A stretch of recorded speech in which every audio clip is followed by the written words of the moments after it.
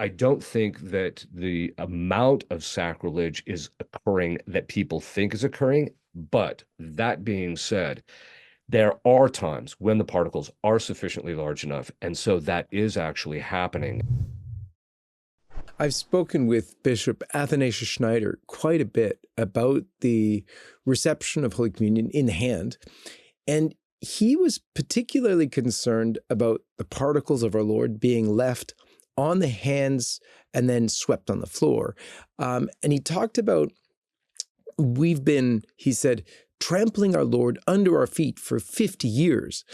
And what are your thoughts about that, Father? There's two components to it. The first is that St. Thomas Aquinas, and from that point on, it was kind of became a talking point of dogmatic theology, where he said that the once the dimensive quantity of the species of the bread gets to the point where it's not recognizable by a human being as bread, then our Lord's presence ceases to exist in that. And that became the accepted position. I realized that there was a couple of catechisms in the 50s that actually said, regardless of how small, but that's not actually exactly correct. It's when if they can't recognize it as bread, then it's not the body and blood of our Lord. So I don't think that the amount of sacrilege is occurring that people think is occurring. But that being said, there are times when the particles are sufficiently large enough. And so that is actually happening. And even priests who say the new rite admit that this is a particular issue that has to be addressed because of the fact that there are particles that are large enough to be recognized as bread, that the species of bread, and therefore our Lord's presence is still there.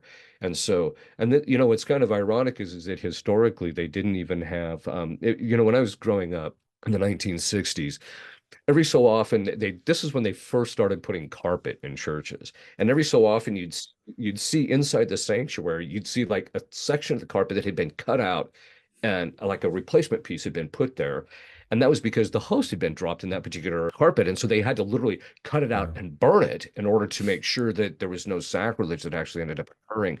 And so we went from being so super careful to that. And even in the old rite, if the host is dropped, you have to do the purification of the location in order to make sure that there's no particles that remain. And so there's a great care about that. And then, of course, there's all sorts of precautions that are done in the old rite, where there's the paten of the thing and then the priest, and it's done on the tongue. And so there's far less ability for that type of thing to actually end up occurring.